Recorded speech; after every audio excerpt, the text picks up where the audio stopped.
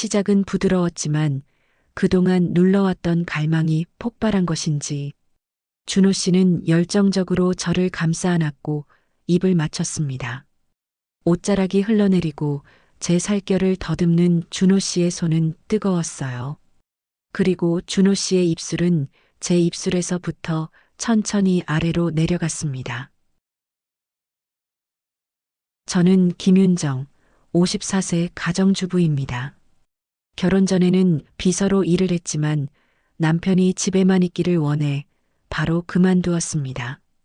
남편은 가부장적인 사람입니다. 배고픈데 저녁 준비가 왜 이렇게 늦어? 집에서 하는 일이 뭐가 있다고.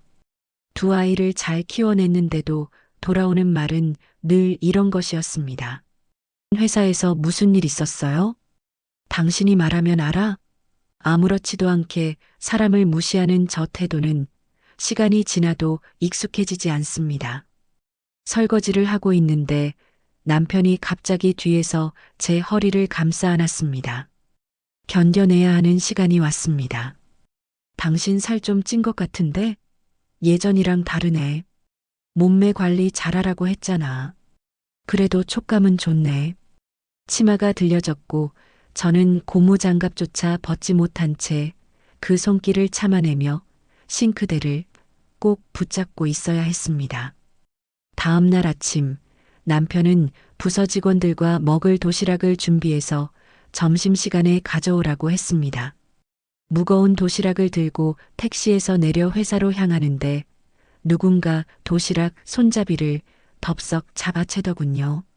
놀라서 옆을 보니 남편의 후배이자 부하 직원인 준호 씨였습니다. 가슴이 두근거렸어요. 형수님, 이 무거운 걸 혼자 들고 오신 거예요? 준호 씨의 밝은 미소를 보니 저도 모르게 입가에 미소가 번졌습니다. 그는 좋은 사람이었습니다. 키도 크고 인물도 좋았지만 무엇보다 다정했습니다. 남편이 집에서 술 마시는 걸 좋아해 술친구로 자주 왔는데 그를 보면 참 반가웠어요. 또 도시락 싸오셨어요? 저희야 맛있게 먹으니까 좋지만 준비하느라 힘드셨지요? 내가 할 줄 아는 게 이런 거라. 이거라도 열심히 해야죠. 이런 거라니요? 형수님, 이게 얼마나 대단한 건데요. 밖에서 일하는 사람들이 더 대단하지요. 가정을 지켜주는 게 더 큰일일 수도 있죠. 남편에게서 들었던 이야기가 떠올랐어요. 준호 씨 아내는 의사라 늘 바빠서 가정에 소홀한 것 같다고 했어요. 여자는 역시 집에 있어야 한다는 말도 덧붙였지요. 다행히 점심시간에 늦지 않게 도착했습니다. 남편이 도시락 반찬을 이리저리 살펴보는 모습에 저는 긴장했어요. 하지만 직원들은 도시락을 맛있게 먹었죠. 특히 준호 씨가 맛있게 먹는 모습이 보기 좋았어요. 남편은 사람들 앞에서 다정한 부부인 것처럼 제 어깨에 팔을 둘렀습니다. 오늘따라 그 손길이 더 싫었습니다. 서둘러 인사를 하고 밖으로 나왔습니다. 준호 씨 목소리가 들렸어요. 모셔다 드릴게요. 저 외부 미팅이 있어서 나가는 길이에요. 준호 씨는 제 도시락통을 빼앗듯 들고는 주차장으로 향했습니다. 나도 모르게 미소가 지어졌습니다. 아파트 앞에 도착해 인사를 나누려는데 준호 씨 양복 단추가 떨어질 듯 달려있는 게 보였습니다. 준호 씨, 단추가 떨어질 것 같은데요? 아, 이런. 거래처 대표랑 미팅이 있어서 단정하게 보여야 하는데. 제가 달아드릴게요. 네. 형수님이요? 아, 그러면 감사하지요. 혼자 있을 때 남자를 집에 들인 적은 없었지만 준호 씨를 그냥 보내고 싶지 않았습니다. 방에 들어가 반지꼬리를 챙겨 나오자 준호 씨가 가족 사진을 보고 있었어요. 화목해 보이네요. 보이기만 그렇게 보이는 거예요. 알잖아요. 선우랑 이내는 잘 지내죠? 애들은 다 독립해서 각자 잘 살죠. 아빠랑 사이가 좀 안 좋아서. 제가 뒷말을 흐리자 준호 씨는 알겠다는 듯 고개를 끄덕였습니다. 아들이 요즘 상태가 안 좋아요. 아니, 왜요? 애 엄마가 공부를 너무 강요하니까 애가 반항심에 아예 나버린 것 같아요. 학교도 안 가고 하루 종일 게임만 해요. 아무래도 자퇴를 해야 할 것 같아요. 저는 애잔한 마음이 들었어요. 애한테 너무 닥달하지 말고 조금 기다려줘요. 다 자기 길 찾아가더라고요. 제 말에 준호 씨는 그제야 살짝 미소를 지었습니다. 단추를 다 달아주고 옷을 건네는데 준호 씨와 손이 겹쳐졌어요. 처음에는 우연인가 했는데 그 후로도 준호 씨는 손을 놓지 않고 저를 바라보았습니다. 제가 형수님 좋아하는 거 아세요? 그럼요. 알지요. 준호 씨는 애틋한 눈빛으로 말했습니다. 아마 모르실 거예요. 알아요. 언제부턴가 나를 애틋하게 바라보는 그의 눈빛에서 나의 눈빛을 보고 있었습니다. 그 눈빛은 나를 설레게 했고 내가 살아있음을 느끼게 해줬어요. 동시에 두려운 감정이었지요. 그는 나를 바라보다가 천천히 고개를 숙여 입을 맞췄습니다. 그 입술은 부드러웠고 제 심장은 미친 듯이 뛰었어요. 그는 점점 뜨거워졌습니다. 옷 안으로 들어온 그의 손길이 피부에 느껴질 때 저는 온몸이 떨렸어요. 남편의 얼굴이 떠올랐습니다. 그만. 하지만 그가 빠른 움직임으로 저를 식탁 위로 안아 올려 그의 묵직함을 느끼게 했을 때 저는 아무 생각도 할 수가 없었어요. 형수님, 오늘만요. 그가 절실하게 말했습니다. 남편과의 관계에서 메말랐던 제 안은 촉촉히 흘러내렸고 준호 씨는 순식간에 제 세계로 들어왔습니다.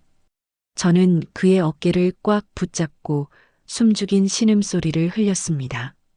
그렇게 한 차례의 폭풍이 지나가자 저는 두려움이 몰려왔습니다. 그때 준호 씨가 말했어요. 저는 후회하지 않아요. 그 말을 남기고 준호 씨는 떠났고 저는 떨리는 마음을 진정시킬 수가 없었습니다. 내가 무슨 짓을 한 거지? 미쳤구나. 애들이 생각이 났고 죄책감이 들었습니다. 그리고 준호 씨가 다시 생각이 났어요.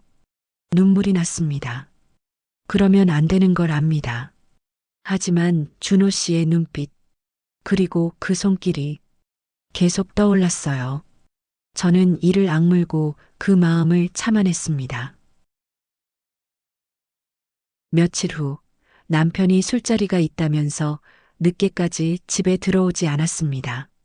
초인종 소리가 들렸어요. 화면을 보니 준호 씨가 남편을 부축하고 있었습니다. 형수님, 준호입니다. 그날 이후 처음 보는 준호 씨였습니다. 가슴이 뛰었습니다. 왜 이렇게 술을 많이 마셨어요? 승진 때문에 스트레스가 많으신 것 같아요.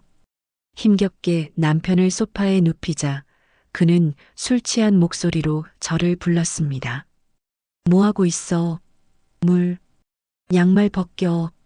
저는 한숨을 삼키며 그의 말대로 움직였고 그런 제 모습을 준호 씨가 말없이 지켜보고 있었습니다.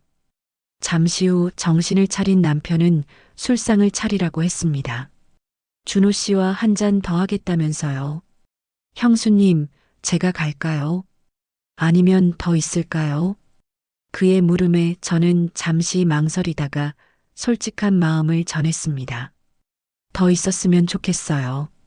그는 고개를 작게 끄덕였습니다. 그 작은 끄덕임이 제겐 위안이자 버팀목처럼 느껴졌습니다. 식탁에 앉아 술을 더 들이키는 남편을 준호 씨는 말리지 않았습니다. 잠시 후 남편이 완전히 쓰러지자 준호 씨는 그를 침대에 눕히고 거실로 나왔어요. 매번 준호 씨만 고생하네요. 미안해요. 힘들었지요? 형수님, 계속 이렇게 사실 거예요? 뜻밖의 말에 저는 눈을 크게 떴습니다. 더 이상 못 보겠어요. 형수님이 이런 대접받고 사시는 거. 저는 억지 웃음을 지으며 대답했습니다. 다 이러고 사는 거죠. 사는 게 뭐 별거 있나요? 다 이렇게 살지 않아요. 저는 형수님이 행복하셨으면 좋겠어요. 그러면 계속 이렇게 죽을 때까지 사시겠다는 거예요? 죽을 때까지, 죽을 때까지? 저는 한동안 그 말을 곱씹으며 복잡한 심정에 사로잡혔습니다. 정말 이렇게 평생을 남편 뒤치다꺼리만 하다 죽어야 한다니. 그 사실이 갑자기 끔찍하게 느껴졌습니다. 큰 용기를 내어 남편에게 말을 꺼냈습니다. 여보, 요즘 나라에서 하는 여성 취업 프로그램이 있다는데 나도 한번 신청해 보려고요. 당신이 뭘 해보겠다는 거야? 괜히 그런데 들락거리면서 사람들이나 만나러 다니겠지. 집에만 있으니 답답해서 그래요. 답답하면 그냥 산에나 갔다 와. 남편의 무심하고 무시하는 듯한 말에 제 현실은 바뀌지 않을 거라는 절망감이 들었습니다. 가슴이 답답해지자 준호 씨가 생각이 났습니다. 보고 싶다는 생각이 들었어요. 어느새 저는 준호 씨를 마음속으로 의지하게 된 것 같았습니다. 정신 차리자 무슨 꼴을 당하려고. 남편이 제 마음을 알게 될 경우 벌어질 일은 상상도 하기 싫었습니다. 마음이 아려왔습니다. 그렇게 하루하루 살아가던 어느 날, 엄마 번호로 전화가 걸려왔어요. 그러고 보니 연락 안 한 지가 한참 됐습니다. 자주 찾아가지도 못하고 죄스러운 마음에 전화를 받았습니다. 여보세요. 엄마야? 이순애 씨 따님 되시나요? 낯선 목소리에 가슴이 덜컥 내려앉았습니다. 네, 그런데요. 누구시죠? 지금 이순애 씨가 쓰러져 계신 걸 동네 주민이 발견해 구급차로 옮기는 중입니다. 빨리 오셔야 할 것 같습니다. 네. 순간 말이 나오지 않았습니다. 손은 떨리고 심장은 터질 듯이 뛰었습니다. 저는 급하게 남편에게 전화를 걸었습니다. 여보, 엄마가 쓰러지셨대요. 지금 당장 부산에 내려가야 할 것 같아요. 뭐? 지금 중요한 회의 중인데 잠깐만, 이 회의만 끝내고 바로 가자고. 정말 중요한 회의야. 기다리고 있어. 내가 전화할게. 그는 그렇게 말하고 전화를 끊었습니다. 저는 기다렸지만 1시간이 지나도 연락이 없었습니다. 다시 전화를 걸었지만 받지 않았습니다. 결국 준호 씨에게 전화를 걸었죠. 상황을 전하고 남편과 통화가 안 된다고 말했습니다. 제가 모시고 갈게요. 선배님은 회의에서 빠져나오기 힘드실 거예요. 마음이 급해 거절할 수 없었습니다. 그렇게 준호 씨와 함께 부산에 있는 병원에 도착했을 때 엄마는 이미 심폐소생술 기계에 의지해 겨우 생명을 이어가고 계셨습니다. 의사는 뇌 사진을 보여주며 수술을 해도 뇌사 상태일 가능성이 크고 심폐소생술이 너무 오래 이어져 장기 손상도 심각하다고 치료를 계속하면 환자에게 고통만 줄 뿐이라며 저에게 결정을 맡겼습니다.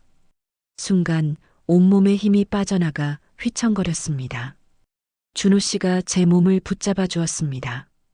울음을 터뜨리자 그는 조용히 저를 안아주었습니다. 그렇게 저는 엄마를 떠나보냈습니다. 남편은 그날 저녁 빈소가 차려진 지 한참 뒤에야 나타났습니다. 다음 날 회사 사람들과 같이 다시 온 준호 씨는 평소의 밝은 모습이 아니었어요. 그 와중에 준호 씨의 얼굴을 찾고 걱정하는 제 모습을 보면서 엄마에게 죄스러운 마음이 들었습니다. 자식이란 그런 존재인 걸까요? 제 마음이 원망스러웠습니다. 새벽 무렵 조용히 진동음이 울렸습니다. 준호 씨였어요. 주차장 어두운 구석자리에 준호 씨 차가 보였어요. 주변을 살펴 사람이 없는 걸 확인하고 조심스레 조수석에 올라탔습니다. 많이 힘드시지요? 저도 엄마를 빨리 보내드려서 그 마음 알아요. 그 말에 눌러왔던 서름이 터져나왔습니다. 불쌍한 우리 엄마. 잘해주지도 못했는데. 제가 울기 시작하자 준호 씨는 저를 안아주었습니다. 그 따뜻한 품은 어떤 말보다 깊은 위로였고 동시에 위험한 위안이었습니다. 준호 씨, 우리 지금은 어머니 잘 보내드리는 것만 생각해요. 제가 고개를 끄덕였고 준호 씨는 제 얼굴을 감싸 한참 바라보더니 조심스럽게 입을 맞췄습니다. 그 입술은 따뜻했고 그 온기 하나에 얼어붙었던 제 몸은 떨며 풀려나갔습니다. 장례식 내내 저는 남편을 피했습니다. 화장터에서 순서를 기다리다가 남편의 전화 소리가 들려왔습니다. 그러면 이번에 승진은 제가 되는 게 확실한 거지요? 아이고, 상무님 감사합니다. 준호요? 글쎄요, 그날 갑자기 왜 그랬는지 모르겠어요. 중요한 일이 있었다고 말하기는 하는데 심할서로 끝나지는 않겠지요? 그 중요한 자리를 박차고 나갔으니 나 때문이다. 준호 씨가 나 때문에. 통화가 끝나고 남편과 눈이 마주쳤습니다. 저는 아무 말도 하지 않고 돌아섰습니다. 제 마음과 함께요. 엄마가 돌아가시는 모습을 보면서 저는 더 이상 이렇게 살 수는 없다는 생각이 들었습니다.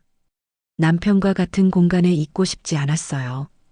옷과 소지품을 챙겨 짐을 싸고 용기를 내 남편에게 전화를 걸었습니다. 엄마 물건도 정리해야 하고 당분간 부산에 가 있을 거예요. 뭐, 그럼 내 밥은? 그 순간 말문이 막혔습니다. 이 사람에게 나는 고작 집안일을 해주는 손, 욕구를 채워주는 몸일 뿐이었다는 사실이 소름처럼 다가왔습니다. 저는 아무 대답도 하지 않고 전화를 끊었어요. 엄마의 작은 아파트에 도착하자 저는 지쳐 쓰러졌습니다. 한참을 잠들었다가 진동음에 눈을 떴어요. 준호 씨였습니다. 그가 왔습니다. 저희는 서로의 수척해진 얼굴을 바라보았어요. 보고 싶었어요. 그 말을 하고 그는 저를 껴안았습니다. 그리고 허기진 사람처럼 제 입술을 찾았어요. 서로의 뜨거운 호흡이 거칠게 얽히기 시작했습니다. 순간 죄책감이 느껴졌어요. 내가 이래도 되는 걸까? 하지만 평생을 헌신했던 나를 남편이 어떻게 대했는지 떠오르면서 죄책감도 이내 사그라들었습니다.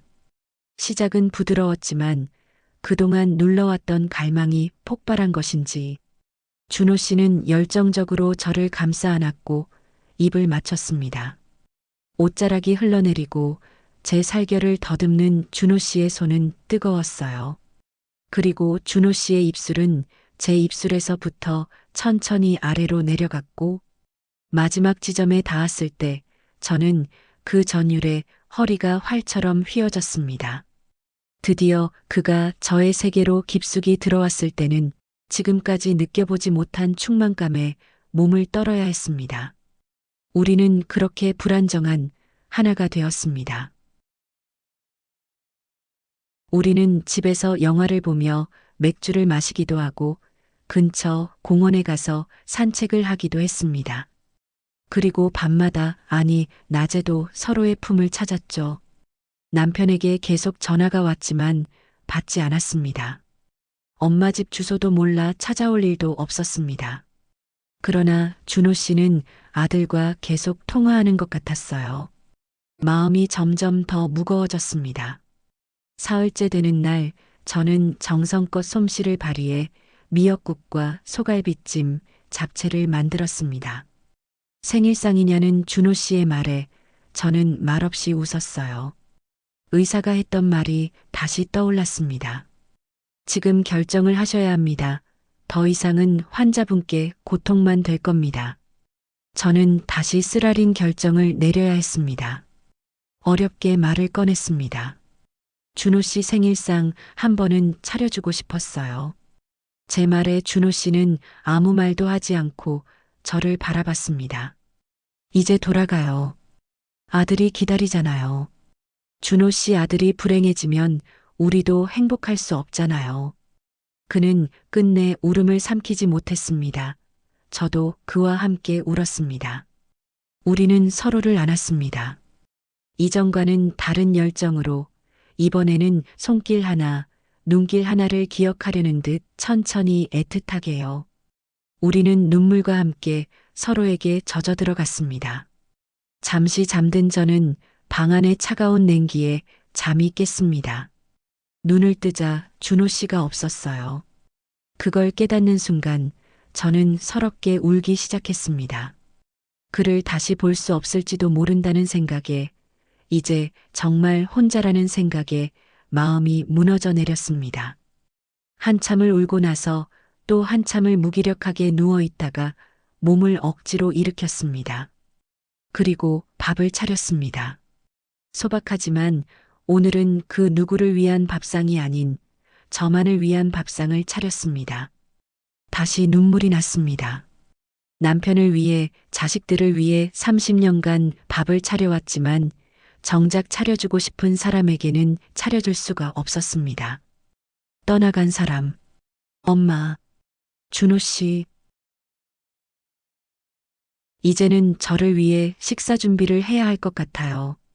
결국 남아있는 건 저뿐이니까요. 몇 달이 지나고 준호 씨에게서 전화가 왔습니다. 잘 지내냐는 안부 인사에 저는 부산에서 터전을 잡으려 노력 중이라 말했어요. 그는 곧 아들과 함께 해외로 나갈 것 같다고 말했습니다. 우리는 한동안 말을 잇지 못했습니다. 그가 먼저 입을 열었어요. 윤정 씨. 처음으로 제 이름을 부른 그는 다시 한번 제 이름을 불렀습니다. 윤정 씨. 네. 이름을 불러보고 싶었어요. 이제 누구의 형수님, 아내, 엄마보다는 윤정 씨로 불리며 살았으면 해요. 그리고 우리 서로 잊지 말아요. 그러면 언젠가 다시 만나게 될 거예요. 반드시. 그의 마지막 말은 제 마음에 깊이 새겨졌습니다. 남편에게 이혼 통보를 했습니다. 그는 받아들이고 있지 않지만요. 사실 두렵습니다. 남편 말대로 제가 뭘 할 수 있을까요? 그걸 찾아나가야 할 것 같습니다. 수업을 마치고 집으로 돌아오는 길, 저는 천천히 발걸음을 옮겼습니다. 가을 햇살이 부드럽게 내려앉은 거리, 바람에 스치는 나뭇잎 소리, 지나가는 사람들의 웃음소리까지 모두 새롭게 느껴졌습니다. 저는 이제 제 삶을 온전히 살아갈 준비가 되어 있습니다. 어떤 과정이, 어떤 결과가 기다리고 있든 저는 그 삶을 기꺼운 마음으로 맞이할 것입니다.